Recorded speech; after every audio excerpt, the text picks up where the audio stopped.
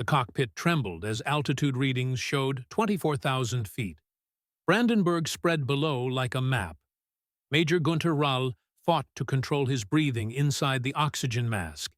Each breath created fog on the glass. His Messerschmitt BF-109 G6 shuddered through another diving turn. Behind him, an American fighter refused to break off. The pursuit continued despite every evasive maneuver Raleigh attempted. Radio chatter filled his earphones with panic. These were Jagdgeschwader 11's best pilots, men who had dominated European airspace since the war's early days. Now they sounded like frightened students. The American stayed locked on his wingman's tail. Speed reached 400 kilometers per hour. Still, the enemy fighter maintained contact. Rail couldn't comprehend what he witnessed. American aircraft had never penetrated this deep into German territory before. They lacked the necessary range. Their engines couldn't perform at these altitudes. Everyone knew American fighters turned back at the Rhine. The P-51B Mustang pursuing his formation partner defied 3 years of combat experience. Its engine sang smoothly at heights, where thunderbolts and lightnings gasped for oxygen. The Packard-built Merlin power plant delivered consistent power where German pilots felt safest. This enemy fighter had traveled 600 miles from England. It carried fuel for another hour of combat, plus the return journey. Rail glanced at his fuel gauge. 15 minutes to Brandenburg Airfield. The mathematics had reversed overnight. Everything German pilots believed about air combat superiority had crumbled in one morning. They were no longer the hunters over their own capital city. What Raleigh witnessed marked more than a new American aircraft. The systematic destruction of the Luftwaffe had begun.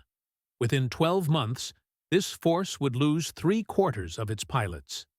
9/10 of experienced leaders would die in combat. Complete air superiority over Germany itself would transfer to the Americans. The weapon-destroying German air power had been designed in 102 days. British engineering powered it. American factories produced it in incomprehensible quantities. Pilots seemed to multiply faster than German guns could shoot them down. The crisis had roots in August 1943. The 8th Air Force had lost 60 B-17 Flying Fortresses in one day. Schweinfurt and Regensburg had cost America dearly. Bombing campaign mathematics reached a breaking point that August morning. Deep penetration raids were costing 20 to 25% losses. German fighter production actually increased despite sustained bombing. General Major Adolf Galland reviewed these numbers with satisfaction at his Berlin headquarters. American bombers were disappearing faster than crews could be trained.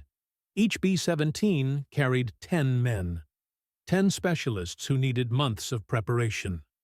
The Luftwaffe traded 1 fighter pilot for 10 bomber crew members. This exchange rate heavily favored Germany. The Americans would have to turn back at Aachen, Galland had told his staff in September. Their escort fighters couldn't reach beyond the Rhine River. German forces could concentrate and wait. When the escorts turned homeward, massacring the bombers became routine. The strategy was proving successful. October 14th became known as Black Thursday. The 8th Air Force lost 60 bombers that day. 650 men died over Schweinfurt. The American bombing campaign stopped completely. 4 months passed without major raids penetrating deep into Germany.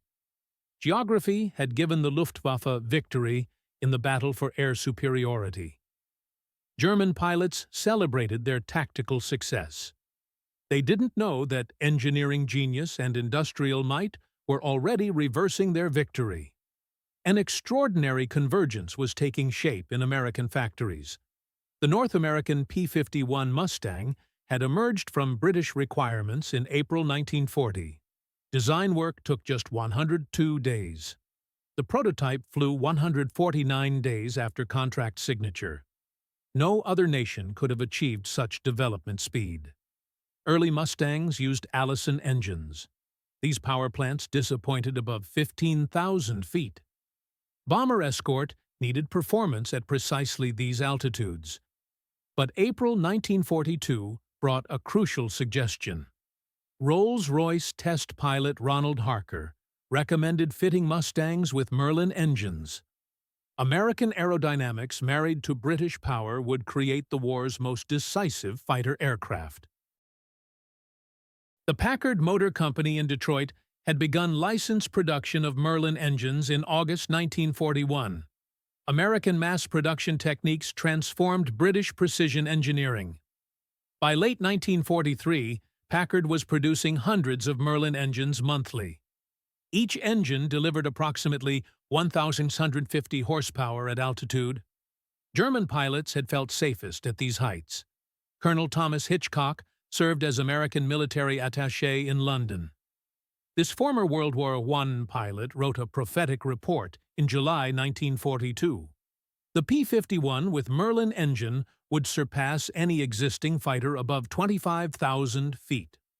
Range would allow escort to Berlin and back. This single aircraft could transform the entire strategic situation in Europe. His predictions proved accurate. December 1943 brought shock to German fighter pilots. A formation of Focke-Wulf 190s from Jagdgeschwader 2 approached American bombers near Solingen. These pilots were veterans with thousands of combined victories. They executed well-rehearsed attack patterns perfected over 18 months. The Staffel leader reported escorts dropping away. He watched P-47 Thunderbolts waggle their wings farewell to the bombers. Attack approach began normally, but as the Focke-Wulfs rolled into their attack dive, urgent radio voices crackled through their headphones. Indians remained with the bombers. New type aircraft. Escort continued at unprecedented distance. 8 P-51B Mustangs of the 354th Fighter Group had stayed with the bombers. Drop tanks provided extra 150 miles of range. Escort coverage now extended deep into Germany. German pilots had grown accustomed to 18 months of uncontested attacks. Bombers arrived without fighter protection once they crossed into German airspace. The psychological impact of fighter opposition at this distance was devastating.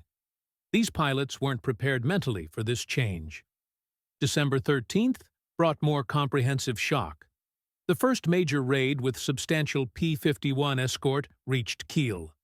This target lay 420 miles from the nearest Allied base.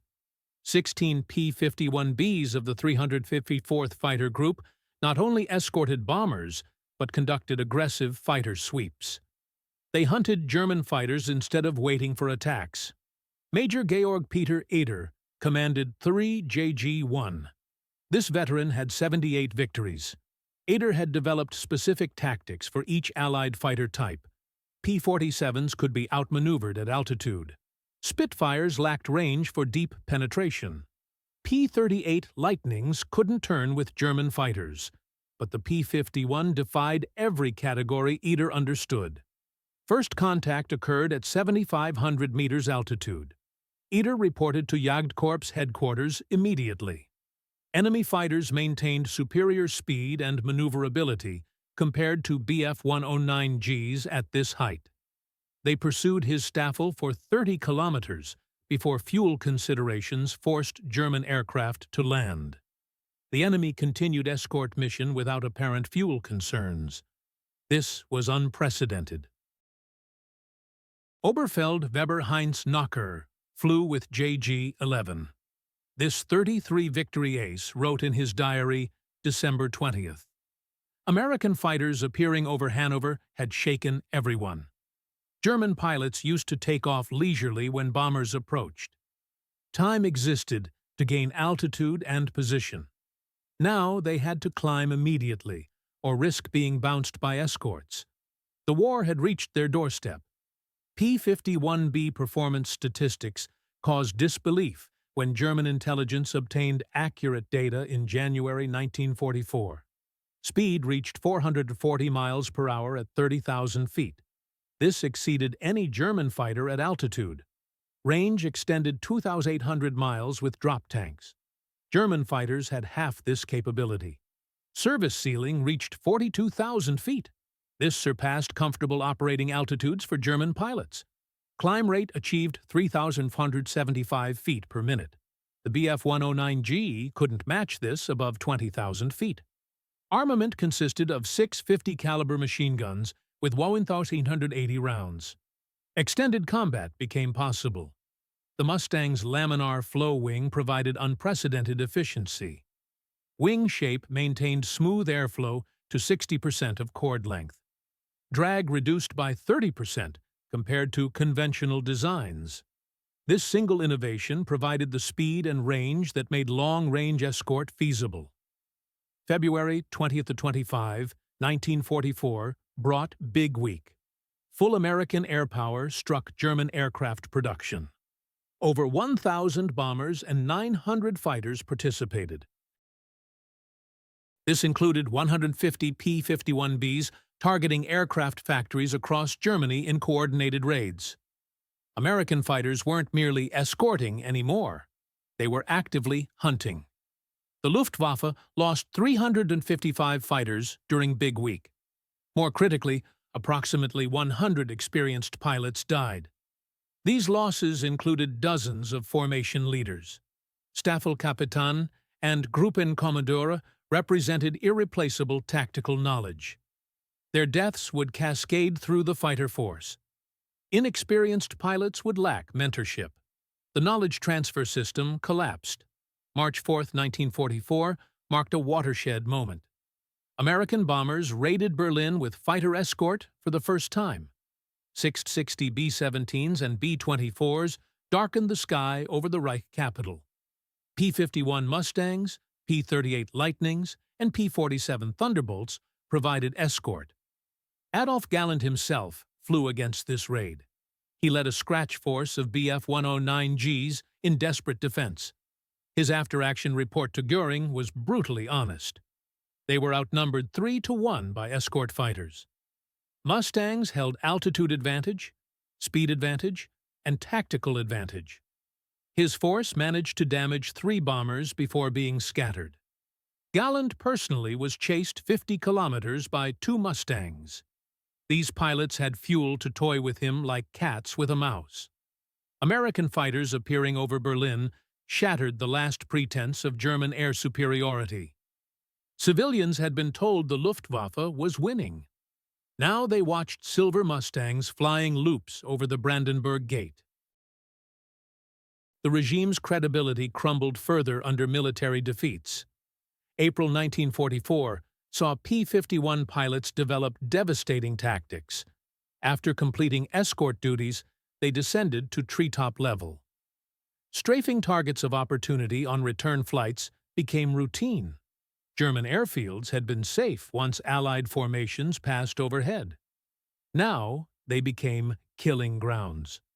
April 13th exemplified the new reality perfectly. After escorting bombers to Schweinfurt, 42 Mustangs from the 4th Fighter Group descended on German airfields across Bavaria. 30 minutes of concentrated strafing destroyed 51 aircraft on the ground. 23 more aircraft were damaged beyond repair. Dozens of ground personnel died.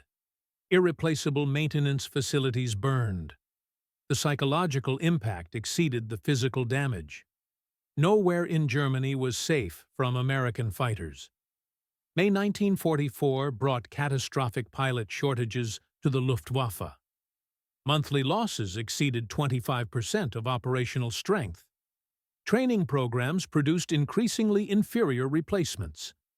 Average German fighter pilots in 1944 received 110 to 160 flight hours before combat. American pilots received 400 hours of training. German pilots in 1941 had received 220 to 250 hours.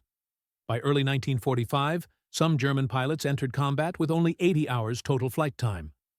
the disparity became impossible to overcome. Oberst Johannes Mackey Steinhoff commanded JG-77. He documented the crisis in his memoirs. They received children as replacements, boys of 19 with minimal training.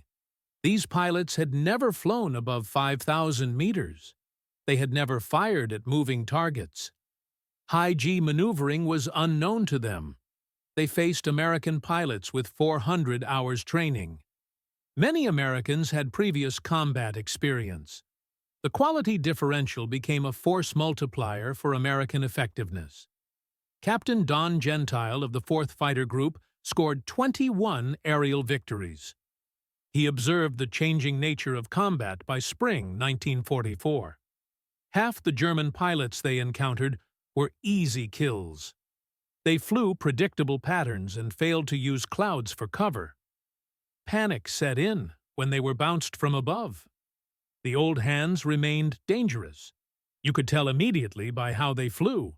But experienced German pilots were increasingly rare to encounter. Strategic bombing against German oil facilities intensified in May 1944. This created additional crisis that multiplied P-51 advantages. German aviation fuel production plummeted from 180,000 tons in April to 20,000 tons by September. Training flights were curtailed, then eliminated completely. Combat operations were restricted to decisive engagements only. Meanwhile, American pilots flew training missions over Germany itself. P-51 groups conducted fighter sweeps and offensive patrols designed to find and destroy German aircraft. Unlimited fuel allowed American pilots to loiter over German airfields. They waited for defenders to take off, then attacked at the most vulnerable moment during climb-out. The tactical situation had reversed completely. Summer 1944 brought introduction of the Messerschmitt Me 262 jet fighter. This aircraft briefly raised German hopes for reversal. Top speed reached 540 miles per hour. The Me-262 was 100 miles per hour faster than P-51D variants. Hitler viewed it as a wonder weapon that would reverse the air war's trajectory. But P-51 pilots quickly developed tactics to counter the jets. They loitered near Me-262 airfields during takeoff and landing when jets were slow and vulnerable. Mustang superior range meant patient waiting for opportunities. Me-262 technological superiority was nullified by operational realities. Jets required high-grade fuel that was increasingly unavailable. Engines needed replacement every 10 to 25 hours. Disrupted supply chains made this impossible. Most critically, jets required experienced pilots for effective operation. The Luftwaffe had few veterans remaining by summer 1944. Notable Me-262 pilots like Franz Schall and Georg Peter Eder achieved individual successes. Schall was credited with shooting down 10 P-51s. Eder claimed 9 P-51s among his 12 jet victories. But these victories had no strategic impact. For every Mustang shot down, dozens more appeared from American factories. Production capacity overwhelmed German defensive capabilities. Autumn 1944 saw P-51s shift focus to Germany's transportation network. Operating in squadron-strength units, they attacked locomotives, rail yards, bridges, and canal locks. The German economy depended entirely on rail transport. Systematic collapse began under sustained attack. September 11, 1944 demonstrated the devastating effectiveness. 36 P-51s from the 357th Fighter Group destroyed 81 locomotives in a single day. The 357th Fighter Group would eventually claim 595.5 air victories, the highest number of any P-51 group in the 8th Air Force. Reichsminister Albert Speer documented the impact in his diary. American fighters achieved what heavy bombers couldn't accomplish. Complete transportation paralysis resulted. Coal couldn't reach power plants. Factory parts couldn't reach assembly lines. Food couldn't reach cities. Beyond statistics and strategy, P-51 dominance inflicted profound psychological trauma on German pilots. Men who entered service as elite warriors experienced complete demolition of their worldview. Mustang pilots displayed confidence that demoralized German opponents completely. They flew aggressive aerobatics over German cities. Victory rolls over airfields they had just strafed became routine. Every engagement was dominated by overwhelming numbers and superior training. German pilots developed fatalistic humor about their desperate situation. A joke circulated through fighter units across Germany. What does a German fighter pilot need for an Iron Cross? Answer: a P-51 escort to the cemetery. The gallows humor masked deep demoralization spreading through the force. April 7, 1945 witnessed Operation Werewolf, one of the Luftwaffe's final large-scale missions. Approximately 180 to 200 BF-109s, piloted mostly by inexperienced volunteers, attempted to ram American bombers in desperate suicide attacks. Results were catastrophic for Germany. American fighters claimed approximately 130 to 140 German aircraft destroyed while losing minimal numbers themselves. The Luftwaffe effectively ceased to exist as a fighting force after April 1945. Aircraft and pilots remained scattered across Germany. But will to fight had evaporated completely. Unit commanders stopped ordering missions. The once proud force that terrorized Europe was reduced to hiding its remaining aircraft in forests and barns. Final statistics tell the complete story of P-51 impact on the air war. Total production reached 15,586 aircraft. Enemy aircraft destroyed in aerial combat totaled 4,150 confirmed victories. Enemy aircraft destroyed on ground reached 4,131 confirmed kills. P-51s lost to all causes numbered 2,520 aircraft. Kill ratio approximated 3.6 to 1 in aerial combat alone. German pilot losses on Western Front during 1944 exceeded 8,000 killed or missing. 1945 losses from January to May exceeded 3,000 killed or missing. Luftwaffe strength declined dramatically throughout this period. January 1944 showed approximately 1,600 operational fighters. June 1944 reduced this to 1,180 operational fighters. January 1945 fell to 1,000 operational fighters. April 1945 showed only 325 operational fighters remaining. Training hours comparison revealed the systematic advantage. American pilots in 1944-45 received 400-plus hours before combat. German pilots in early 1944 received 160 to 220 hours.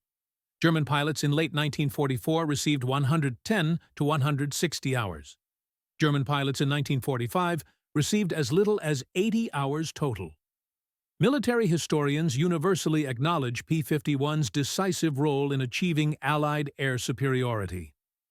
The United States Strategic Bombing Survey concluded that the P-51 fighter, more than any other single weapon, won air superiority over Europe. 3 critical achievements became possible through P-51 deployment. Continuation of daylight strategic bombing campaign resumed. Air superiority before D-Day was achieved. Systematic destruction of German transportation and oil infrastructure proceeded. North American aviation's production miracle deserves specific recognition. The company produced 1 completed Mustang approximately every 90 minutes at peak production. Inglewood and Dallas plants together employed tens of thousands of workers. Women comprised 40% of the workforce. This production achievement contrasted starkly with German manufacturing capabilities. American fighter production far exceeded German capacity, while exact German figures remained disputed due to incomplete records. The United States produced more P-51s alone than Germany produced of all single-engine fighter types, combined in 1944-45. American pilot training systems proved as decisive as aircraft performance itself. By 1944, the United States Army Air Forces operated one of history's largest educational programs. Each pilot progressed through systematic stages. Primary training provided 65 hours. Basic training added 75 hours. Advanced training contributed 100 hours. Operational training exceeded 160 hours. This systematic approach produced pilots arriving at combat units with 400-plus hours flight time. Extensive gunnery practice was included. Formation flying and combat tactics were thoroughly covered. German pilots, by contrast, increasingly arrived at frontline units barely able to handle their aircraft safely. Fighting effectively was beyond their capabilities.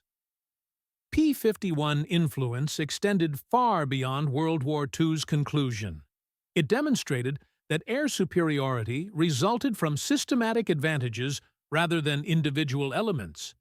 Training, production, logistics, and technology integration mattered more than pilot skill or aircraft performance alone. Former Luftwaffe ace Adolf Galland later admitted crucial facts. The P-51 was not necessarily superior to German fighters in every aspect, but it was good enough in all aspects while being produced in overwhelming numbers. Well-trained pilots flew these aircraft. Unlimited resources supported operations. This combination proved unbeatable under wartime conditions. A 1975 NATO conference included reflections from General Gunther Rall, who survived the war with 275 victories. The Mustang didn't just defeat the Luftwaffe, Rall reflected. It destroyed the very concept of air superiority as Germans understood it. They thought in terms of individual combat and pilot skill. Tactical victories seemed most important. Americans thought in terms of systems and production capacity. Strategic dominance was their goal. They were fighting a different war entirely, and they won that different war decisively. Transformation was complete by war's end. The Luftwaffe that swept across Europe from 1939 to 1941 was gone. The force that nearly achieved victory over Britain was destroyed. Eastern Front dominance had evaporated. American industrial democracy, given wings, had systematically destroyed German air power. The P-51 Mustang served as instrument of this destruction. But the true weapon was the society that produced it. A society capable of designing aircraft in 102 days and manufacturing over 15,000 of them deserved recognition. Training thousands of pilots to professional standards was achieved. Projecting this power across oceans to achieve total air superiority became reality. German pilots who dismissed American fighters in 1943 never expected P-51s to crush the Luftwaffe completely. They never understood the nation behind these aircraft. They saw individual planes where they should have seen assembly lines producing them. They counted individual pilots where they should have counted training programs developing them. They measured aircraft range where they should have measured industrial capacity supporting them. By the time they understood American power's true nature, reversal was impossible. The hunters had become the hunted permanently. European skies belonged to Mustangs by war's end. Luftwaffe destruction represented more than military defeat. It demonstrated that free societies fully mobilized could generate power beyond totalitarian systems' comprehension. The P-51 Mustang proved that victory in modern warfare came not from warrior spirit or racial superiority theories.